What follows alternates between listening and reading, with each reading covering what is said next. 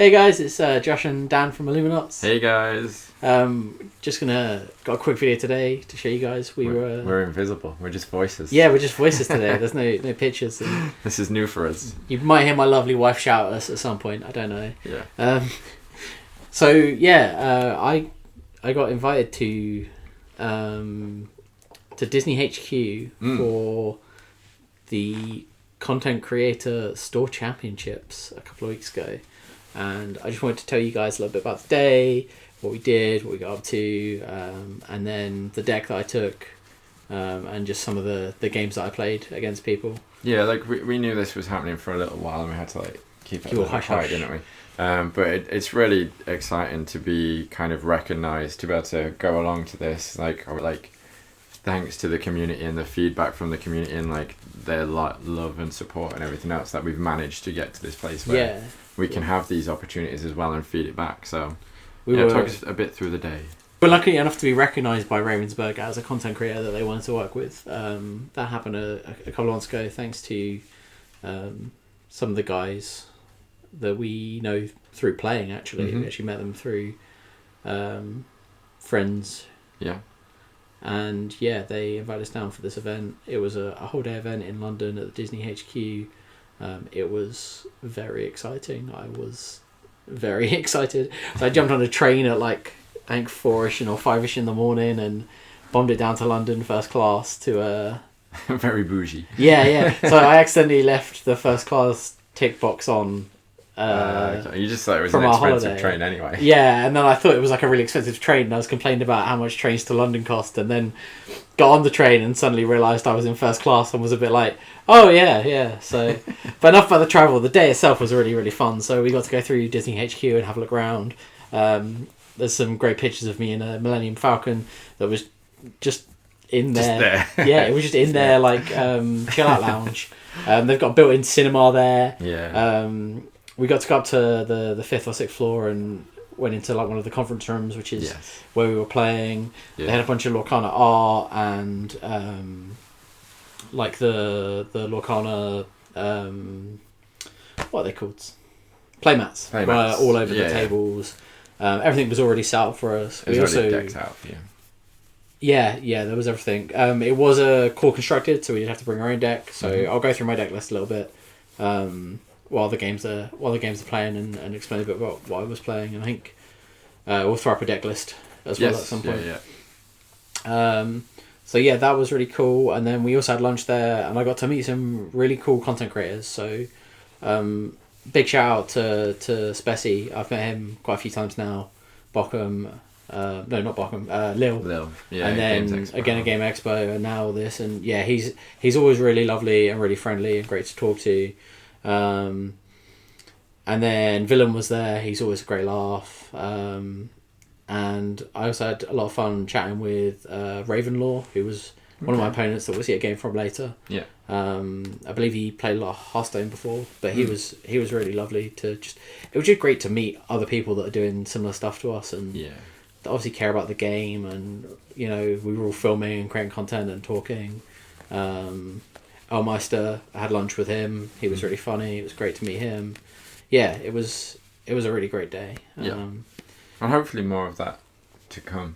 As well. This should be hopefully a. Now that we're in. We're in. We're hoping that we'll see a bit more stuff, spoilers, stuff like that. We want to work with the Ravensburg guys anyway. One of the things I did on that day, I spent about an hour talking to two of the representatives there, a guy called Ben, who we know quite well because he lives up in Notts, and a woman called Emma. She's absolutely lovely. And we talked about the state of Lorcana, because obviously there is the whole still casual comp sort of separation, and we talked about what we do to bridge that and what they want to do to bridge that and what we could do. Talked about things like the DLC and how it forces sort of a competitive scene, and we'd like to see a more casual DLC kind of environment, if that makes sense. Yeah, I think that would be something that would be interesting, and certainly afford or award those fans that are more in it for the cool Disney side of it, because it is we've been talking today a little bit, and there's a large portion of fans that are going to miss out on these cool exclusive items and things like that, and it's how do you bridge that gap between offering something that is an incentive to competitive players and that prizing money element, and also something that is good for all of the Disney collectors and stuff like that? My suggestion was that you keep the prizing mostly pack based, and then things like promos and that you give out all the same promos to all the same people that come. Yes. But there were other things we talked about. Having a Disney movie on like one of the big screens with the subtitles on would be like really cool. So you've got families playing Disney and the kids are watching The Lion King while they're playing with like that kind of stuff like that. And Ravensburg are super open to those kind of things. Yeah. They're like super excited about those kind of ideas.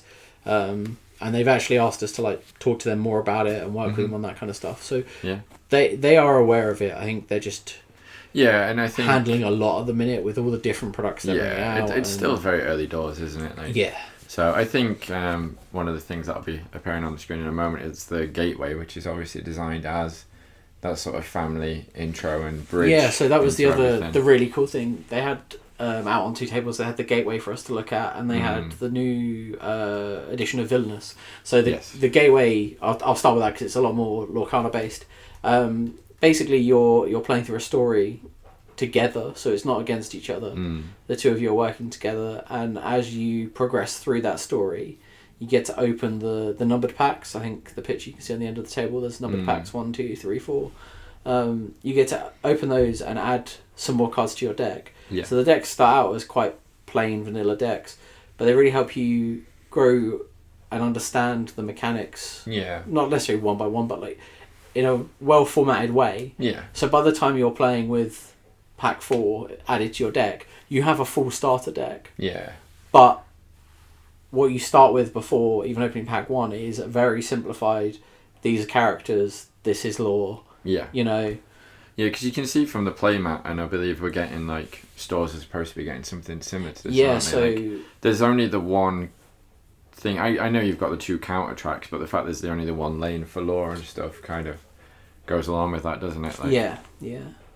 It was really cool to see that, and the big playmat. So there's a version of that playmat. It's a bit wider. It is a 2-player sized playmat basically, but it has all of the basic instructions of the game on it. And again, it was really exciting talking to Ben and Emma about that, and them saying it was going to be shipped out to local game stores. To use to teach. Like, we're really excited to get our copy of it. Cannot wait. It'll be really good. We still get a lot of new people coming into the store that don't feel like even the casual elements are quite for them yet, because they're so new to it. So it'd be nice to have those teaching games in that time to do that as well. I mean, me and you have a bunch of star decks saved as well, don't we? We bought a bunch and just put them aside because we thought we ever need to teach someone, we want to be able to. Like I said, the other thing we got to see was the Disney Villainous. That was really cool. It's a functional reprint of the original Villainous with some tweaks, so it's a bit more simplified, it's a bit more family friendly. I already own all of Villainous front to back. I will be buying a copy of Villainous for the promo. They know how to get me. They do, but yeah, it was cool to see it. It looks a different really box. Good. Yeah, the box is blue instead of green. Bluey box. It looked really good. And like I said, some of the cards are a bit more simplified. Some of the instructions are a bit more simplified. So it's a lot more family friendly. Which makes sense. Yeah, it looked like a great product. Yeah, it's a great game. Yeah, I love the game, and I was just kind of. It sounds really weird. I got really excited about it, despite it just being a reprint for me. Like, it's not like I'm getting new content. I'm still there, like, I can't wait for this to come out. Yeah, it's cool. It is just a great fun game. But as I said at the start, we were here for content creator store championships. So obviously we had some shinies on display.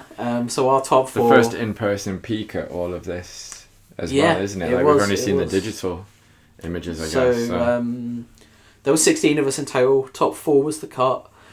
It was 4 rounds into the top 4.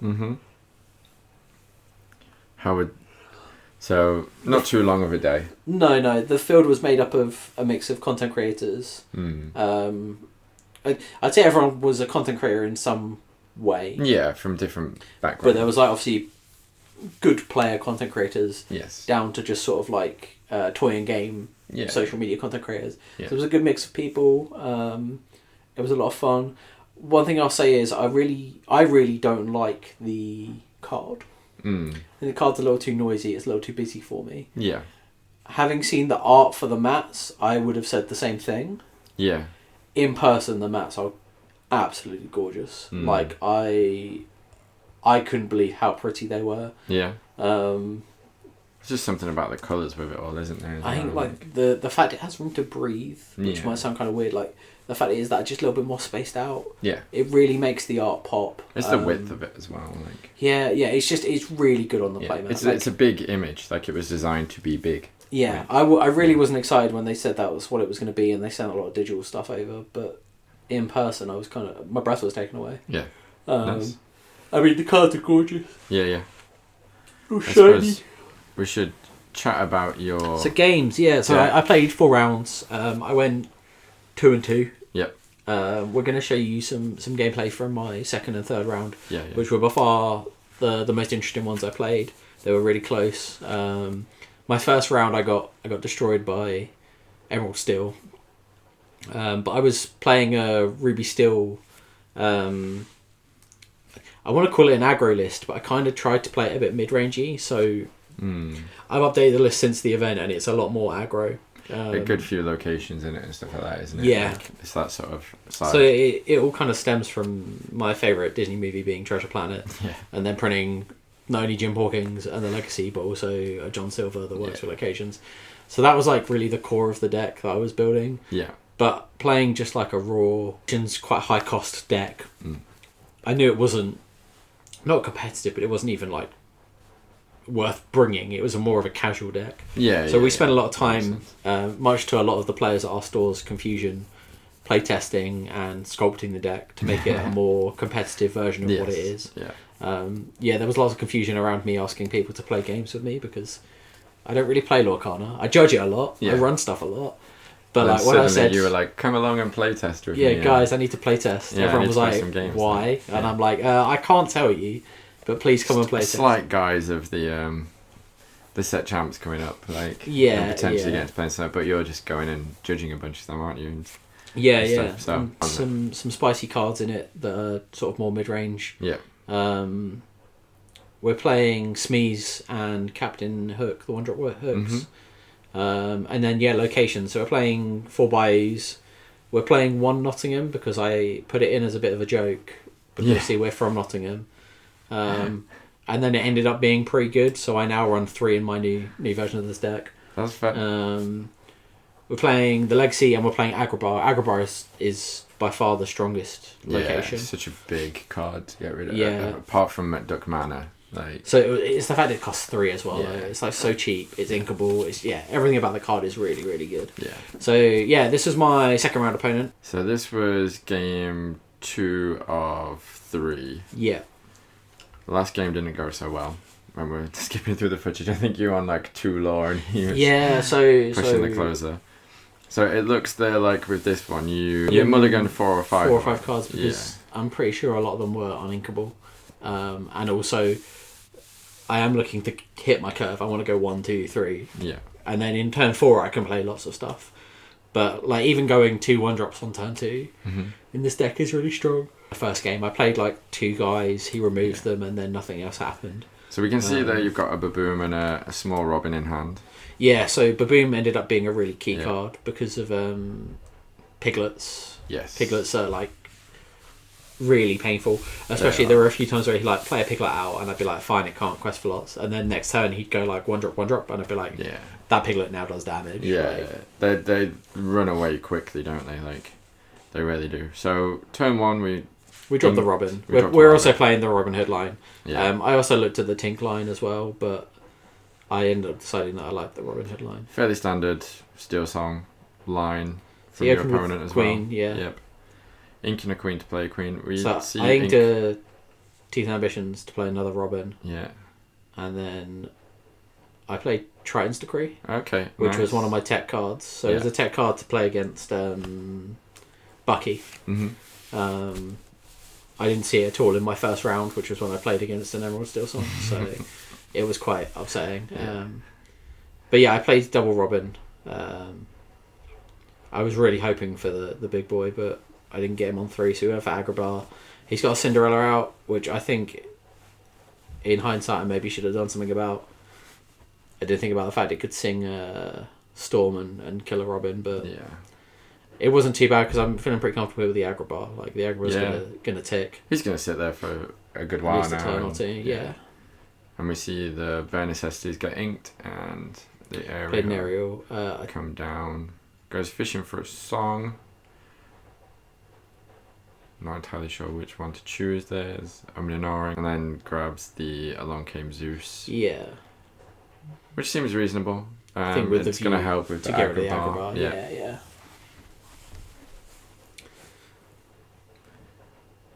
So moving into turn 4. So we gain our law. We ink. And then we put Robin into Cinders for the damage.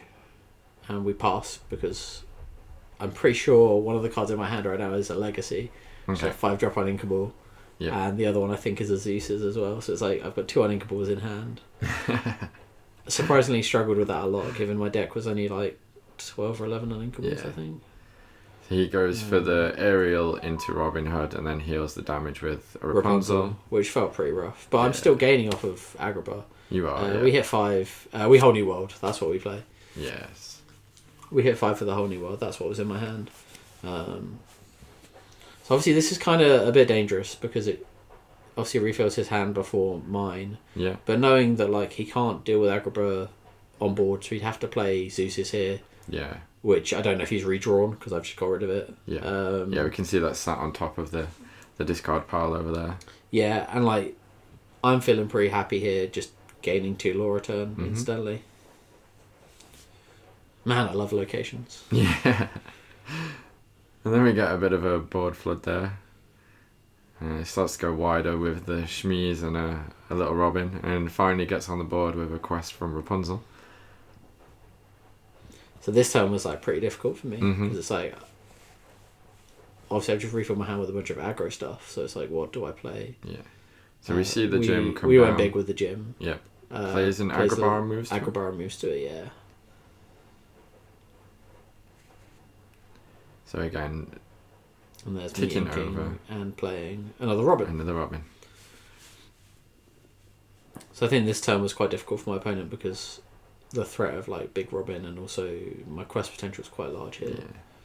We've got 4, 6, 7, I think. Yeah. They play their Whole New World. Yes. So they drop a Piglet and then Whole New World. Yeah. And we can see you draw a Vitasphere, then Prince Eric. Yeah. Teeth and Ambitions. A little hook. I didn't do this on purpose, but I actually showed my draw off pretty well. Yeah. A Benja, which really in this game is this matchup is pretty clutch. And then we don't see what that last one was there, but so he continues his turn because obviously he had Ariel sing. Yeah, so he had Ariel sing Whole New World, so he gets the Robin shift out. And just goes for a whole bunch of quests. Does he? I think tallying it up there. Yeah, it's going for 6. Checking your discards. Probably to see if it's safe with Grab Your Swords or something like that. And just quest for 8 up to 10. Hard. So then we draw. We got 6. Yep. Draw. Gain you 4 off of your 2 Agrabahs, which is always going to feel nice. And then put a Vitasphere into play. Yep. I really wish that card drew a card. This is such a good turn as well, though. So we then play a Prince Eric and crack the Vitasphere, put the Vitasphere into Ariel, who's a 2/3. So Eric is a 2/2, but because we crack the Vitasphere, it gives +2. Yep. So he's a 4/2, so he kills Ariel. And then we get to exile the Robin. Yeah. And because it wasn't destroyed in a challenge, he doesn't get to draw a card. Either. Yep. Which felt, it felt really good, I'll be honest. We then put Jim to sing Zeus's. Yeah, get rid of that Piglet. To get rid of the Piglet, because that going for 3. The Piglet is the issue. Like, the Piglet is such an issue. And also, like, the Piglet is a captain, so while he has his Piglet, his Smees are not taking damage, whereas now if he wants to do stuff with his Smees, it's why I'm happy to quest here with the Robin, because it's like if he trades a Smee into it, it's gonna die. Yeah. Like, that's fine. He retaliates though with another Piglet. Greatest Criminal Mind as well, going into the ink for them. Again, possibly knowing you've not got anything too big. So we did talk about that. I think post this game we talked about the fact that, like, I really like card as an inclusion because it gets rid of a lot of difficulties. But yeah, my deck's biggest card is a 5-cost 4/4. Yeah. So you trade with the Jim there, just leaving you with the 2 Agrabah on boards. That takes you up to 16 though. So unless these 2 locations can get removed, we're pretty happy that Piglet's protecting the Shmee again. Have a little think. Ink a card. What did we do here? I mean, you're both presenting lethal as well, aren't you, here? So Zeus is the Rapunzel. Yep. So then Piglet's not going to quest for as much. And then we baboom the Piglet. We're like, we can't have this. Yep. So that leaves Shmee on his own. Shmee on his own. So I've got the 2 5s, I believe. Yeah. So I've got 2 2/5 locations in play, which will win me the game if we go to next turn. Mm-hmm. And he has a Smee, and I don't think he's out here because, like, Stillsong's got a lot of removal. Yeah, Stillsong's got a lot of removal. There's like also if you can get flutes and songs, which I think is what we end up going digging for. There you just point out again about the damage not needing to be on Smee because the Piglet. Yeah. But what I was worried about was like a Zeus's into a Smee and Badaboom. Like, those are all they're lines I've played. Yeah. So it's like it's not impossible for my opponent to play. Yeah. So we do see a flute come down, and then a Singer of Whole New World. So that's going to put them up a law. But it still wouldn't be enough to close out this game unless there's another song in hand. And nope, we see them scoop. Yeah. So another thing that was cool was one of the tech cards I was playing was I Find My Platinum. And in our game 1 he had 3 flutes on board, and I managed to get that out, which felt really good. Yeah. Sadly, it was like 2 or 3 turns after he'd fluted though, so it was like he was way ahead in the first game. Yeah. But it did feel good to go like remove all of those items that are very key to your game plan. Just get rid of these. Goodbye. So yeah, that I ended up losing that 2-1. The final game, I bricked. It was really disappointing. I bricked on like 3 ink. Yeah. I just had uninkables in hand, and like I said, my deck wasn't running that many. But he curved beautifully. Like I cannot. Like he cindered into Smee, into Aerial. Wow. Into like double Piglet, and I was just there like, that's like the perfect curve. Like, it's so difficult to come back from that point as well. And the Cinderella and the Air will open up so many options for them to sing different removal as well. Because that's what basically ended up happening. It was Piglet's quested, and everyone else sung to remove everything I played. So one of the key features of the day was drawing Robin Hoods, so I could draw all of my 1-drop Robin Hoods in a game, or all of my 5-drop Robin Hoods in a game. But never both. I could never get 1-on-1. Like 1-on-1 would have been the dream. Yeah. But never. Just never wanted to work for you. And then this was my round 3. So this was against Ravenlaw. First off, massive shout out to this guy. He was lovely to chat to. Great guy. Yeah, rocking some excellent tattoos. Yeah, he had and a playmat. That playmat is very cool. Oh, the playmat. The charisma. Yeah. I mentioned Corey would love that playmat when I saw it. But yeah, he had some really cool My Hero Academia tattoos, and we bonded over those at one point. And it was just really good conversation. We talked a bit about the game. We talked a bit about our decks. We talked a bit about we joined us on turn 3, I think. Yeah. So my turn 1 is a Little Robin Hood. Yep. My turn 2 is Double Bayou, and it turns out that Double Bayou is like the most disgusting thing you can do in this game. He's like gets rid of 2 Chernobog into a bayou. Follows into the bayou, but has a Sisu on board. So at this point, you've still got a. So I actually really misplay here. I don't realise that Sisu's whole jam is that she gets plus attack from your hand. Right. I thought she was the evasive Sisu. Okay. the little one that lets you destroy a 1-drop. Yeah. So we quest with Robin, and then we drop a avalanche. Yeah, so we were playing avalanche to destroy locations, but it felt pretty good getting rid of both of the channel box swallows. Yeah. And putting some damage on the CC. Mm-hmm. The avalanche was another tech card that's been removed post coming home. So like I'll find them, I'll flatten them. Avalanche, Tyrannus Decrees. These were all sort of like tech cards that I tested out. We do see the turn after though, inking a Queen's Castle and then playing the Queen's Castle. So if that was down the turn before, was pretty upsetting. Yeah, but it's one of those things. I had to consider the fact that like if he just played more men, he was running away with the board state, and I had to keep him. This is potentially the slight misplay here, isn't it? The quest having Robin sing Whole New World, which refills your hand, which boosts up Sisu's damage output. We do see the Jim go down with either a Nottingham or a Bayou. I think that's a Nottingham. Yeah, hard to tell. No, that's a Bayou. That costs 1. That's a Bayou. Okay. So yeah, we're double Bayouing again. I'm double Bayouing again. I think I made a silly joke at some point about bogs. Like it's a bit boggy around here. 3 Bayous. It's certainly bogging down his game. So this is the bit where you're like, oh, you realise how Sisu works. yeah, and funnily enough, since coming home and changing my deck, Sisu is now in my deck. Yes, she's a 3 of in my deck because especially with the card draw that's happening a lot with Emerald Steel. Emerald Steel and Ruby Amethyst draw a lot of cards. Yeah.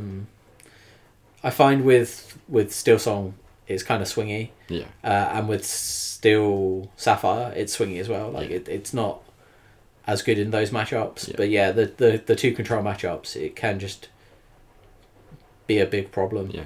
We can see at this point as well, thanks to Ravenlaw's notepad there, that you're on 12 lore, and I don't think Raven's on anything. So, and that's mostly just from these double Bayous ticking over. Yeah, since it was just a slow burn. Yeah. Basically, this is kind of what I wanted the deck to do, which was like flop down some locations. This is an annoying move to have. I played a bunch on Friday night and experienced the King Undisputed, B-King Undisputed, being sung by a Merlin Rabbit. It's soul destroying. Yeah. It's soul destroying. Especially when I've got like nothing else on board, it's just one thing. So we see the frenemy come down. Everyone's new favourite version of Flynn. Unless you're still running Emerald, and then people still like people were I got round 1 I got Flinned. So the Shmee here cancels out the rabbit because you're on equal footing at 3. And I think I played my 4th Bayou here. Yeah. So now we've got the full. Now it is full super boggy. So we take out a Bayou. Takes out a Bayou. But then at this point, you're still gonna gain 4 with the. So I've got 3 on board and 2 in locations. Yeah. So I've also got this Viosphere, does start to put a bit of damage on. Lets me do this, which is really spicy. Yeah. So we Donald Duck, who is a 3/4. We give him Rush with the Viosphere, which means when he attacks, if he defeats a character, all my other characters get +1 lore. Yep. So it means my Smee's questing for 3, my Hook's questing for 2. Yeah. I'd already gained my 2 off the start. Yeah, so... there's a bit of a camera angle change. Yeah. There, you can't see... But You got a bit excited about activating the Viosphere. Yeah, just a little. It might knock the camera over. But it was a really fun game to play. Yeah. I think that's some of the best Lorcana I played. Yeah. I really felt my deck that game, and it was just really chill chatting with my opponent, and just it was a nice experience. Those kind of vibes all day was what it was. You know, I had lunch with Elmeister, chatted to him about stuff about his life. Like it wasn't even just content; it was just getting to know these people. Yeah. I had a really great time. I absolutely love Disney HQ. Would love to work there if anyone's listening. But also, just met some really great people, and I'm really looking forward to making content with them in the future. We've got some stuff in the works with Spessy. Yeah. And not just the competitive stuff. I think it'd be nice to get some more casual things done So as I well talked with people to and little bits Cozy like that. and my round 2 opponent, whose name is slipping right now. I'm really sorry. I'm really bad with names. Especially when they're like code names. Yeah. It's like the bit in. But they were a Pokemon player. They knew Amy. Yes. So where we play our game at Dice Cup is part run by Amy Weasley, who is a very big Pokemon streamer, and he knew Amy, so we got to talk a bit about that, and when we talked about Pokemon and how that looks compared to Lorcana, and I had some really insightful and just great conversations. Yeah. And I think that's part of it, isn't it? It's building these relationships, and that's partly what Lorcana has always been about, like this community and driving that community forward. So I think also with that, it is the set champs at the moment for everyone else. The first weekend's just happened as we're recording this, so I don't know if at the moment we haven't had like a damage report, if anyone we know has actually been and won any. No, I've seen some info out of Bochum, because Bochum's this weekend as well. Yes, yeah. Some info out of Bochum. Quite a good spread of decks at the top. Yeah. Was quite surprised by the amount of Emerald Steel that were in top 16. I think they got the cut to. Yeah. They're a top 16 at the minute. Yeah, so the top 16 cuts. There's a good chunk. It's about 50% of it is that. And then there's the usual suspects. There's some Ruby Amethyst. I think there's a Steel Song. There's Steel Sapphire. Yep. And I think that's it for the top. There was one deck in the top 64 which we don't know what it was because it's not being played by more than the list ended at like 21 people. So there might be one guy with this one maverick list. I guess we'll find that out over the coming hours when stuff comes out a bit more officially. Yeah. But if people have seen this and they want to get involved in set champs themselves, Ravensburger very kindly showed us the store locator on the Disney Lorcana website. There'll be a little thing up here right now showing you how you can do that and find local stores to you that may or may not be holding set champs. Obviously at this stage some places cap them, some don't, so there's always tickets available. Dice still has plenty of tickets available. I say Dice has still got tickets. Like I said, we've got some special guests coming, and we're going to try and stream some of it, and we're super excited. We're trying to make our store champs a big event for everyone to enjoy. Yeah, a big special event like it should be. Yeah. So. We want more there than just like come and play for the cards. We want, come and have fun. Have a good time. Yeah. Yeah, exactly. Enjoy the Disneyness of it all. Yeah. So slightly different content from us this time. Yeah, and we're going to be doing some more stuff like this in the near future. Some box openings, some tinfoil hats. Yes. Some judge calls. We're gonna branch out a bit more and try and do a bit more different content. So I hope you stick with us. Send your ideas in on a postcard. And we'll go from there. Yeah. But have a magical time. Because I don't know when we'll do one of these again. And we'll see you real soon. Hey guys.